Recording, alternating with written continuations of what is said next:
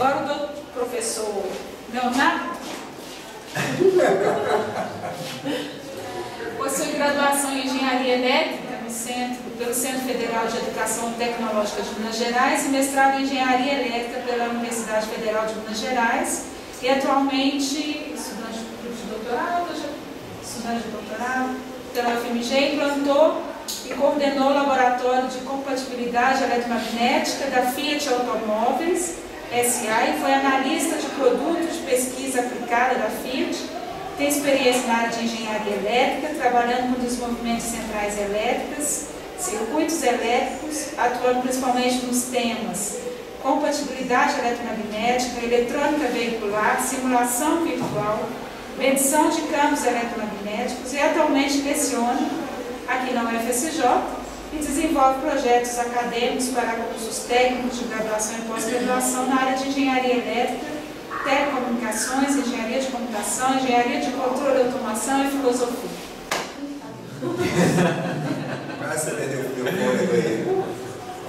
Professores, muito obrigada, por essa palestra, essa oportunidade que vocês estão nos dando de conhecer um pouco mais sobre o projeto de educação.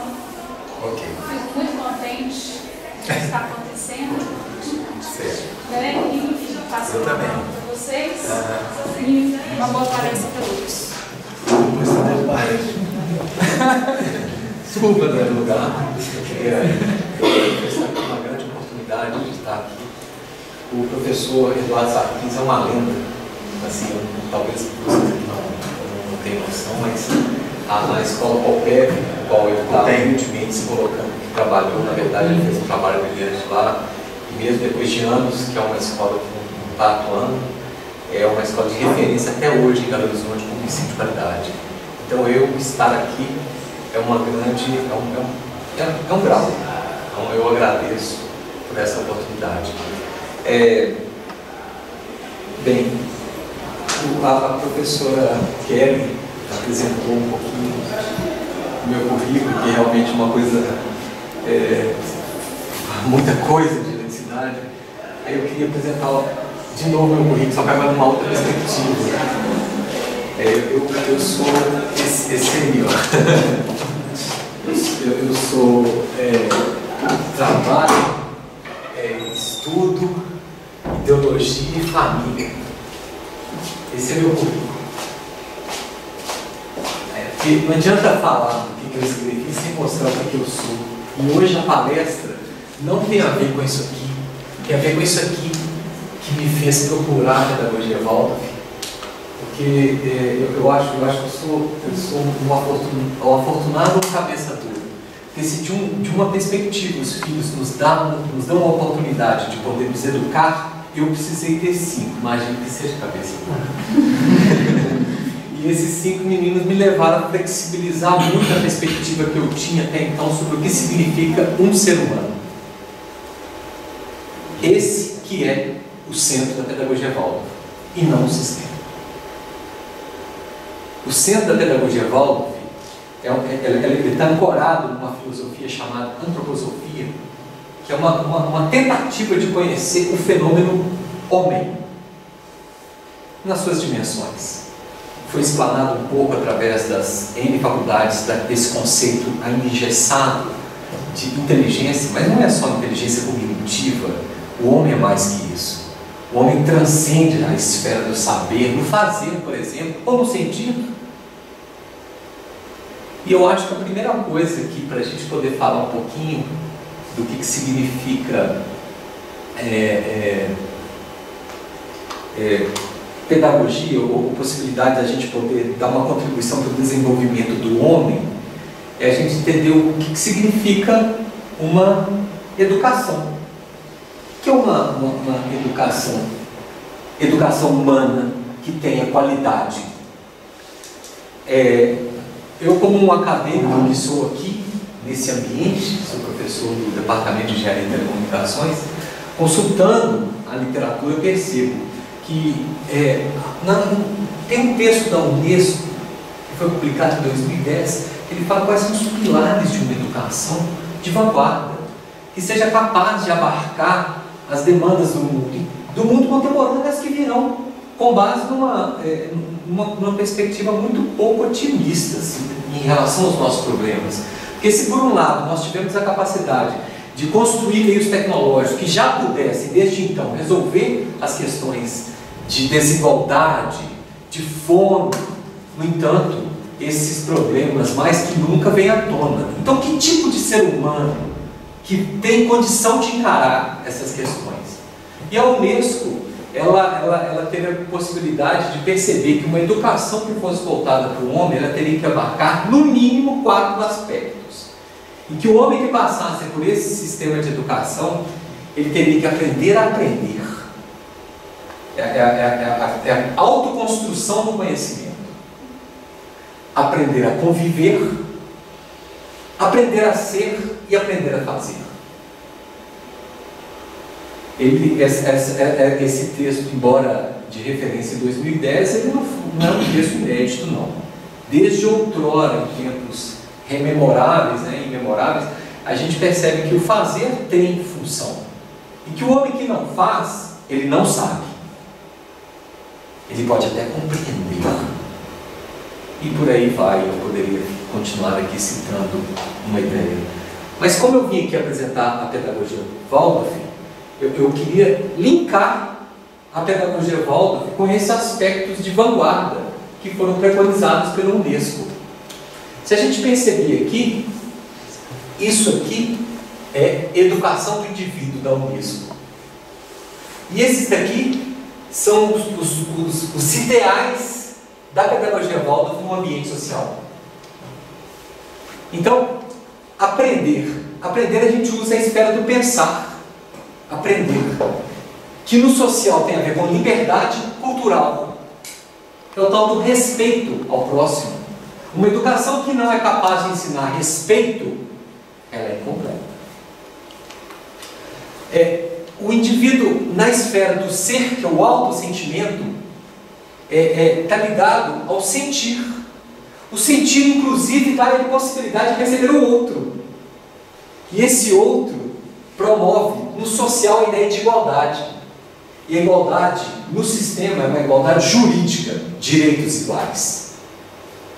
Poxa, se determinado sujeito cometeu tal delito, o que lhe impede de cometer o mesmo delito? Numa ótica negativa. Ou, por que eu devo acatar as leis? Igualdade. Eu sinto a mesma coisa, eu tenho o mesmo sentimento. Uma educação que não preza o desenvolvimento do sentimento do ser humano, ela não vai ser capaz de contribuir para uma sociedade igualitária. Uma educação também que não desenvolve no ser humano a capacidade de realização, que é fazer, e fazer significa pegar aquilo e construir. Quando você tenta fazer fogo, todo mundo viu já pessoas esfregando madeirinha. Mas no dia que você tentar fazer fogo, você vai perceber que isso é extremamente difícil. É complicadíssimo acender uma fogueira. Fósforo, isqueiro, é sensacional. Isso aí são elementos tecnológicos maravilhosos. Mas só quem tentou fazer fogo sabe que isso é complicadíssimo. Todas as outras pessoas imaginam que seja fácil, mas é porque não fizeram. Então, uma educação que não promove a consciência do fazer, no fazer, ela não vai ser capaz de contribuir para o princípio da fraternidade. De você perceber as desigualdades e de você, talvez, dentro da sua generosidade, dentro daquele aspecto que é irmandade, de perceber, eu consigo fazer fogo, eu posso te ensinar, porque esse bem que ele me causa, que ele me gera, eu quero também ao próximo. É a ideia da fraternidade. E a fraternidade num sistema econômico equilibrado, ele está ligado à fraternidade econômica. Esses 3 pilares de igual valor são contemplados aqui na Unesco e aqui na pedagogia Waldorf. O objetivo da pedagogia Waldorf é construir ou dar elementos para que tenham indivíduos que possam trabalhar da seguinte maneira, desenvolver as bases para um pensamento claro e preciso, isento de preconceitos e dogmas, que leve à liberdade cultural da sociedade. Porque se você não for educar para um mundo melhor, eu não consigo entender uma meta de desenvolvimento do indivíduo. Porque desenvolvimento pelo conhecimento não tem objetivo do mundo melhor. Tendo visto nos últimos 20 anos que nós percebemos para onde caminha o desenvolvimento tecnológico. Concordam comigo? Muito bem. Cultivar sentimentos autênticos, não massificados e que respeitem os demais, num marco de igualdade de direitos e obrigações. Hoje, gente, é pelo sentir. Se eu não sou capaz de me conectar com a pessoa a partir daquilo que eu tenho consciência, que eu sofro, que eu vivo, que uma educação que não fale de amor, uma educação que não fale de dor, não pode entender o ser humano. E nem tampouco nele contribuir. E outro objetivo, ficou abaixo, mas ele está escrito objetivo da pedagogia Waldorf, é gerar a capacidade vigorosa do fazer mesmo, responsavelmente, gerar uma capacidade vigorosa de sustentar responsavelmente a fraternidade na vida econômica do futuro. Bem, se eu começar a imaginar que existem pessoas que, por exemplo, não são portadoras de visão, ou são portadoras da deficiência da cegueira, por que esse cara existe? Por que uma pessoa nasce? Bastava a gente simplesmente fazer um plebiscito e todos os síndromes de Down deveriam ser exterminados aliviando da maternidade. Afinal de contas, esse cara não produz. Peraí, mas essas pessoas nascem para produzir? Esses são os princípios da pedagogia Waldorf. Construir uma sociedade. O Enem é um objetivo incidental a partir do momento que eu coloco um currículo rico o suficiente para abarcar os aspectos ali solicitados. Mas o objetivo não é o Enem. O objetivo é o ser humano. Um ser humano que tenha expressões claras nessas três instâncias igualitárias. Não é o pensar que é mais importante do que a capacidade de sentir. Podemos começar assim? Ok. Bem, para ser pedagogia Waldorf, não é conceito, é imagem.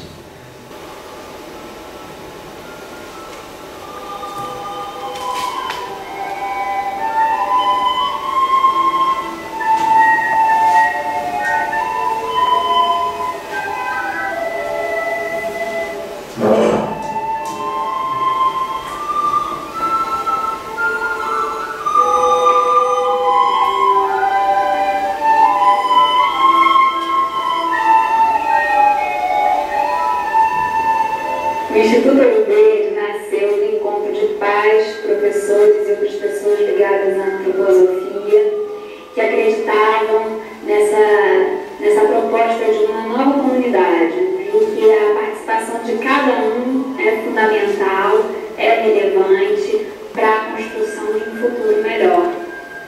Quando você é convidado a fazer parte de um movimento de educação, no sentido mais amplo, é uma dádiva.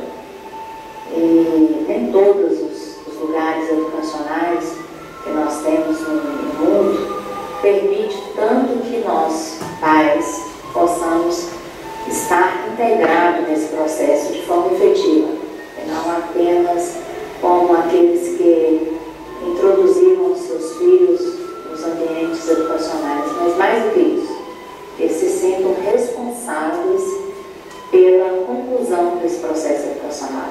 A pedagogia Waldorf é muito diferenciada mesmo, né? Ela está aqui para preservar a infância, para colocar a criança no tempo e no espaço, respeitando as suas fases de desenvolvimento, então de 0 a 7 anos, onde a criança vai adquirir a sua dentição própria, né? Ela é preservada para que ela possa desenvolver sua corporalidade física com saúde, através do movimento, para depois ela ir para o ensino fundamental e através da relação do sentimento, da autoridade amada do seu professor, aprender o mundo sempre pela natureza e pelo belo. As aulas buscam abranger o ser humano, dar a possibilidade dos alunos, buscando atingir a sua totalidade, não apenas no aspecto cognitivo. O ensino é como a vida, ele é dinâmico. Então ele passa pelo pensar, pelo sentir e pelo querer. As aulas ocorrem no primeiro propósito, no primeiro momento, no sentido de despertar a criança para o aprender, num segundo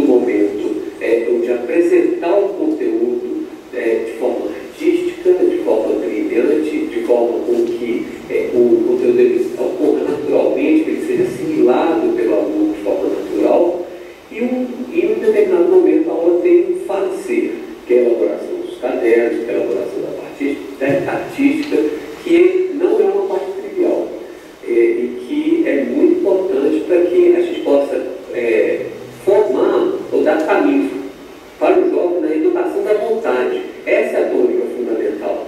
É o professor que vem motivado, que vem alegre, que vem com vitalidade. O aluno que ele não só vem para ouvir, mas ele vem também para falar. Ele quer ser escutado. E é disso que é feito o aprendizado.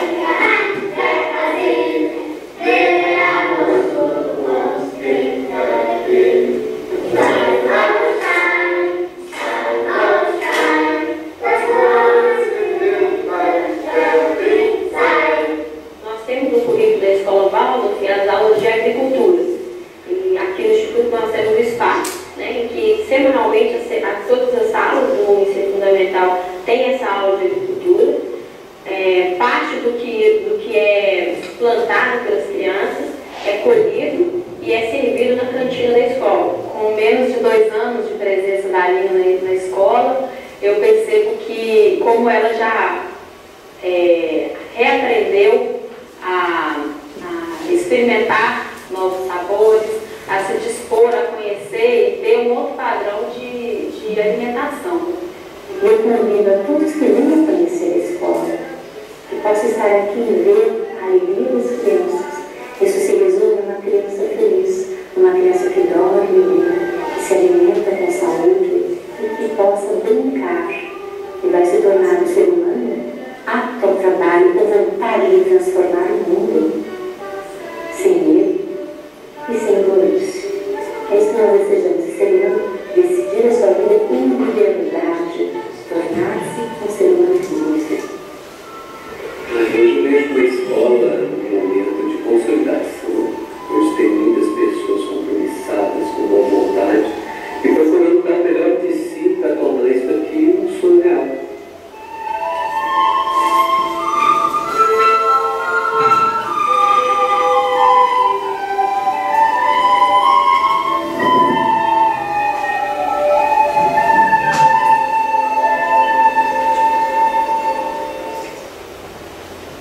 Eu confesso a vocês que eu não combinei com o professor Eduardo Sarkis, mas eu vou trazer também essa informação. Eu vou falar sobre a educação da Finlândia.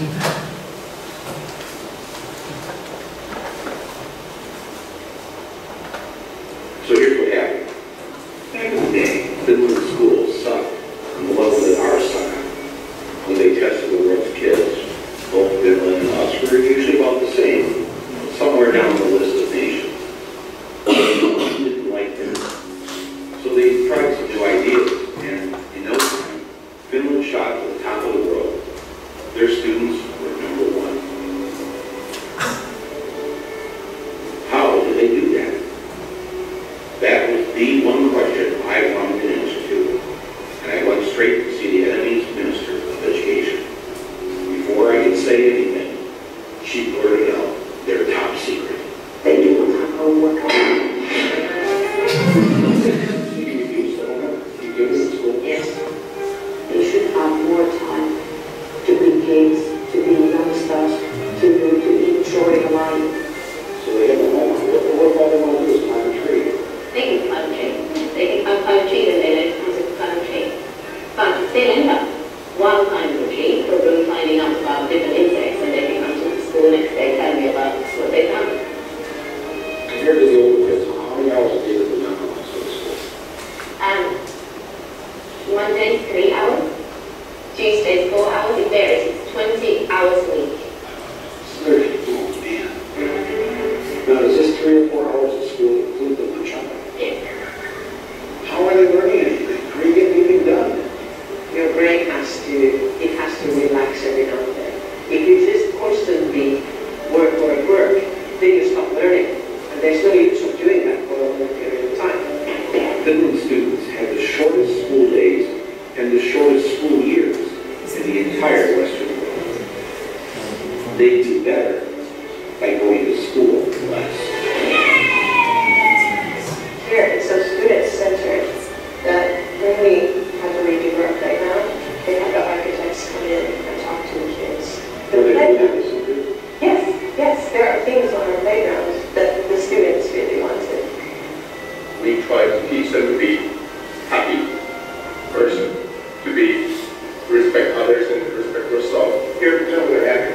Oh yeah?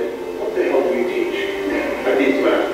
So the math teacher says the first thing on your mouth when you want these students to get out of school is to be happy, have a happy life. Yeah. You're a math teacher. Yeah. When do they have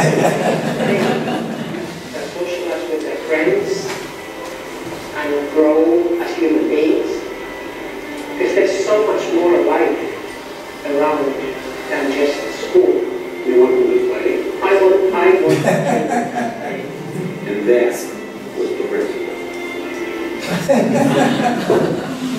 Brincar, para a criança, é o trabalho do adulto. Porque a criança, na perspectiva dela, ela olha para o adulto trabalhando e ela acha que ele está brincando. Nossa, agora eu vou trabalhar. Ele vai pegar um toquinho de madeira e começa a digitar no computador assim, entendeu? Não, estou trabalhando. E o brincar é uma coisa seríssima. Porque o brincar experimenta o mundo. Eu tenho certeza que se você pegar uma fórmula de momento angular, entendeu? Você vai entender, não, velocidade e tal, etc. Agora, se você pegar um jovem que está rodando assim, você fecha os braços, ele experimenta o conceito. Aí deixa de ser conceito, passa a ser vivência. Aí ele sai da esfera. Não, eu entendi. Eu sei. Entende? Isso é educação. Nessa perspectiva, eu sei. Bem, deixa eu falar um pouquinho para vocês mais aqui, senão nós tiramos um tempo aqui para a gente poder ter um debate no final e abrir aqui a roda, enfim, e aproveitar esse professor aqui, de alguma forma você também poder ajudar. Bem, gente, a pedagogia Waldorf, ela parte de uma visão de mundo, uma visão de homem. Essa visão de homem é mais ou menos assim, ó. O professor Eduardo Sarney falou aqui agora para a gente. Peraí, a gente está ensinando a criança como é que fala? A ler, a escrever, isso.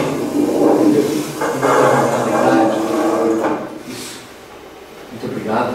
Me desculpem a falta de organização, ok? É porque eu sou muito desse negócio aqui. Ok. Então, como é que tira a beleza?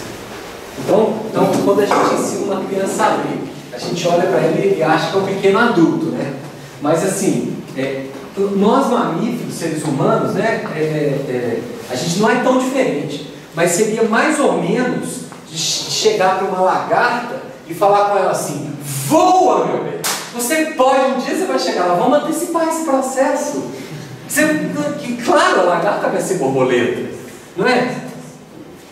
No ser humano, essa propriedade de voar é a propriedade de pensar livre, que acontece gradativamente na perspectiva da pedagogia Waldorf. Uma criança ela não vive numa ótica da mesma forma que nós temos consciência reflexiva, preditiva, analógica. Não. Uma criança, ela, se aparecer uma bola vermelha e começar a falar com ela, ou um adulto, eles têm o mesmo nível de realidade. Vocês conseguem entender, viajar nessa história que eu estou falando? Então, essa imagem aqui, da borboleta, ela tem tudo a ver com isso aqui. E isso aqui, embora pareça tipo isso, não é borboleta. Precisa compreender até que ponto que esse ser humano deve ser estimulado.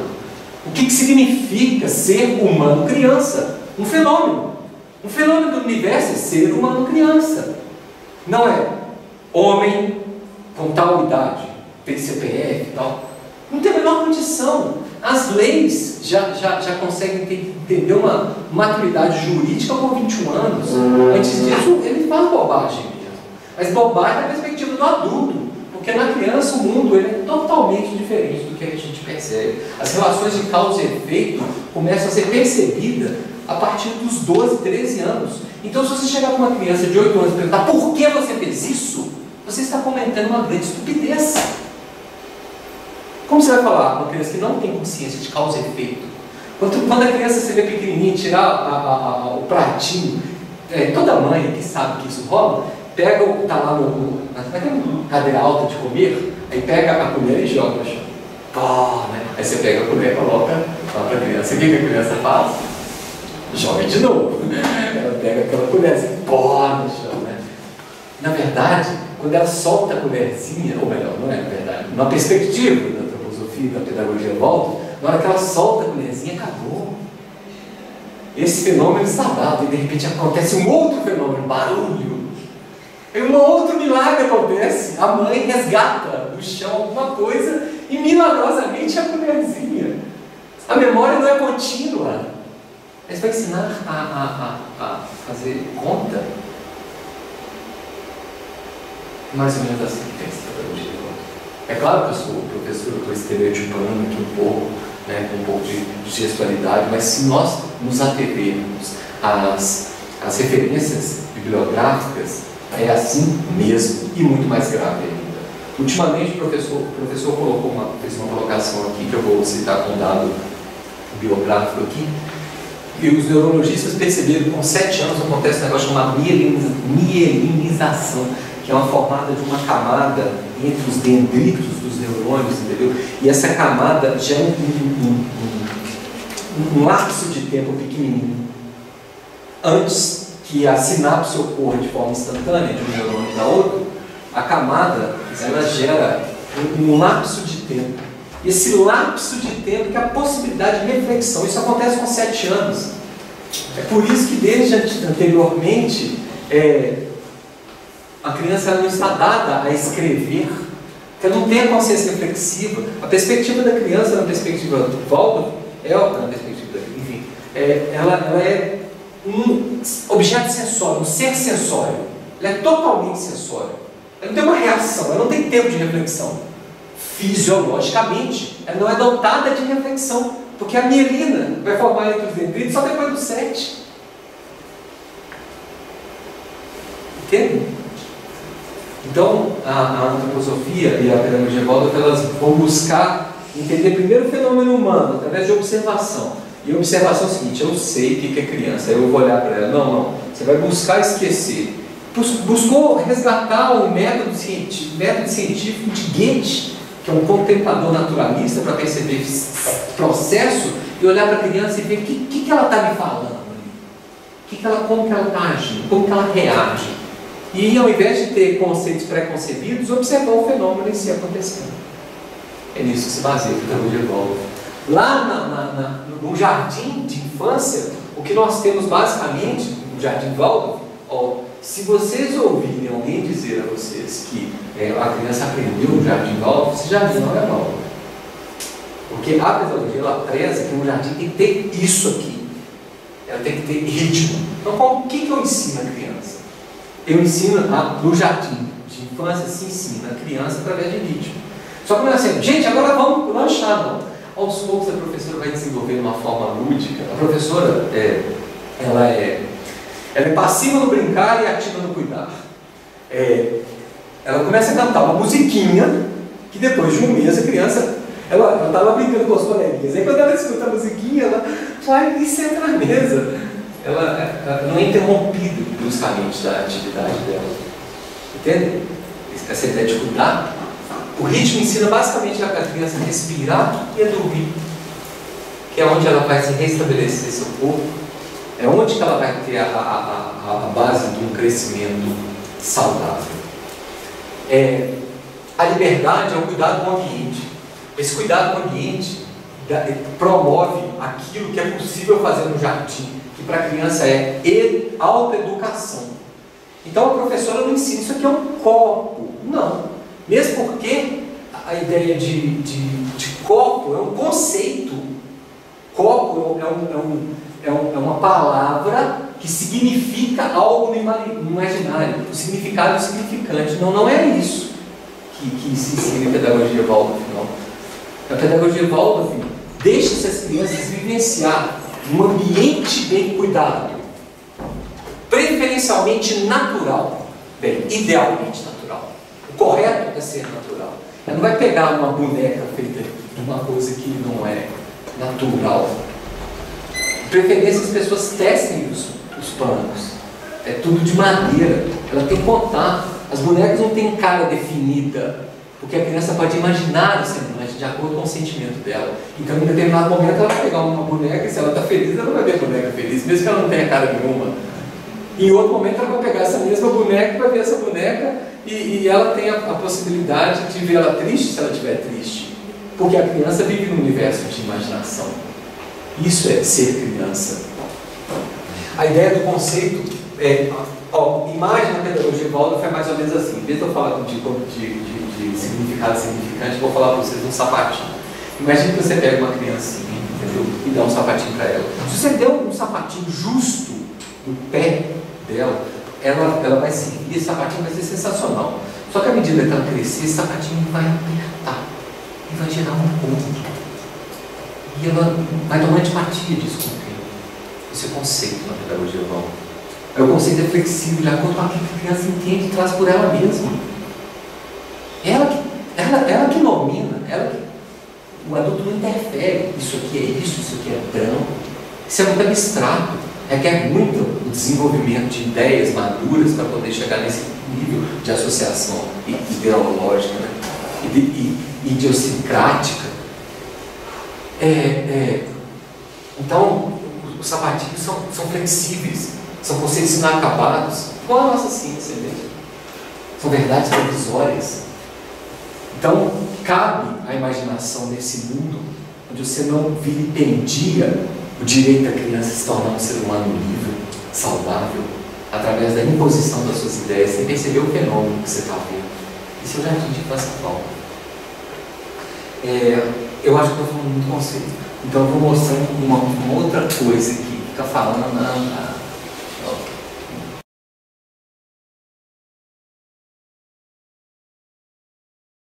Eu vou mostrar uma coisa para vocês aqui que é, por exemplo, uma lousa do professor de matemática, onde ele vai entrar no conceito do sexto, sétimo ano, entendeu?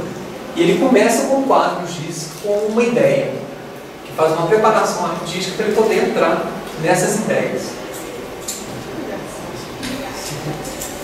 Isso é arte.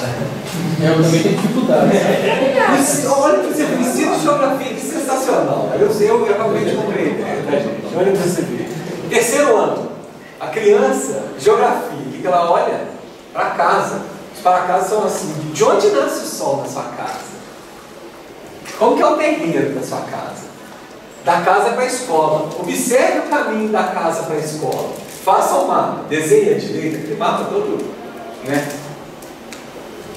Depois, da escola para a cidade. Terceiro, quarto, quinto, sexto, sétimo, oitavo ano. Cidade. Pontos turísticos da cidade. Vai conhecer esses pontos turísticos da cidade. E ao mesmo tempo em que ocorre esse desenvolvimento aqui em uma matéria, em todas as matérias vai acontecendo automaticamente a ideia da interdisciplinaridade. Então, história, ele está estudando a história da cidade, e ele vai ver os monumentos da cidade, onde ele estuda geografia, e que a matéria da matemática tem a ver com algum nível de organização de espaço, e que ele começa a ver uma ideia da cidade com uma possibilidade de organização do pensamento e espaço. A interdisciplinaridade é uma coisa dada, não é uma busca.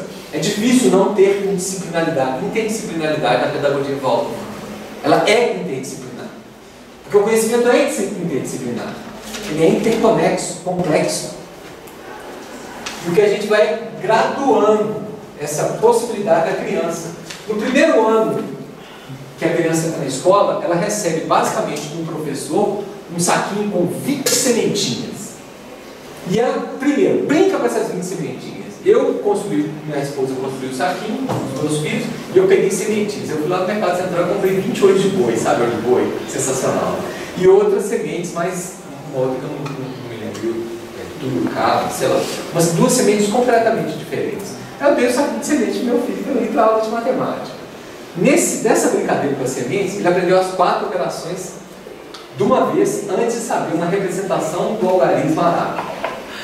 Ele só foi aprender que o número 1 é aquele símbolo, o número 2 é aquele outro símbolo, no segundo ano. O primeiro ano foi as sementes, onde ele aprendeu a somar, subtrair, multiplicar e dividir com semente.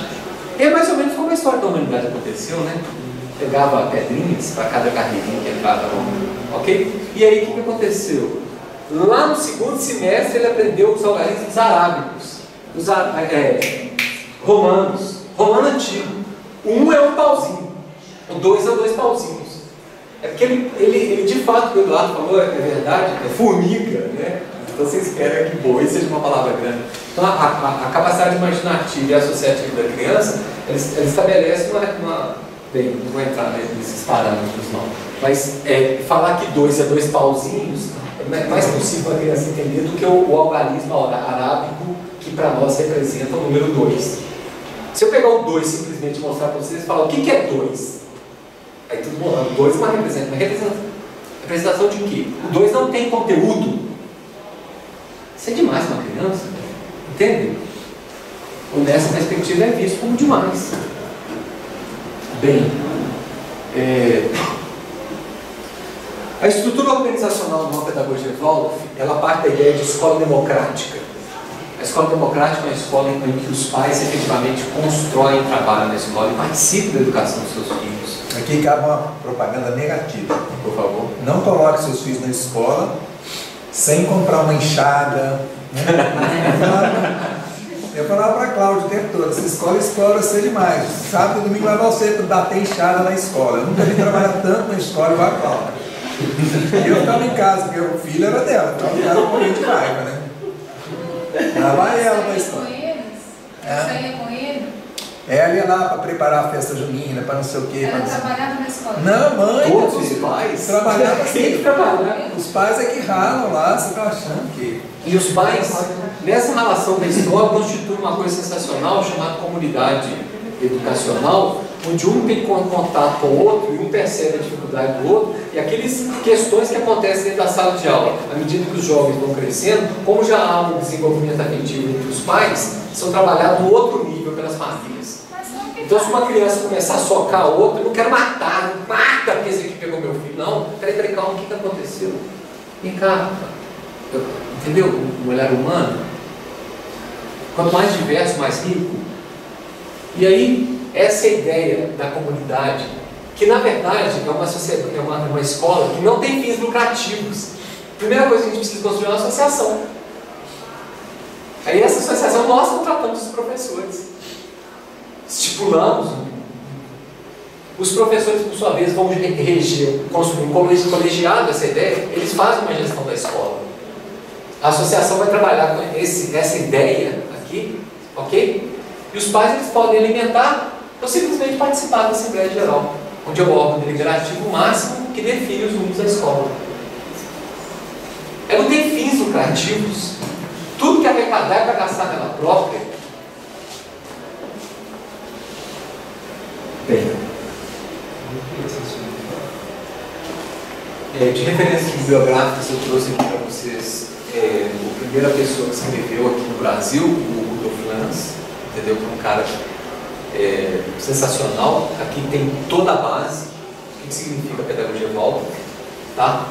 Eu estou concluindo, eu formo agora como professor Waldorf em julho. A minha esposa, ela é professora Waldorf jardineira, então ela é dos pequenos, por isso que eu também não me atrevi a falar muito dela. E também coloquei também um texto da Unesco, para que vocês tenham uma ideia quais são as perspectivas que estão vendo em âmbito mundiais dos problemas que há de vir e que possibilidades que esse texto da Unesco sugere para a educação dos filhos. Aí vocês vão perceber que esse cara publicou em português em 96. O texto é do Stalin, de 1912. E a Unesco, em 2010, apresenta como alternativa. Muito obrigado.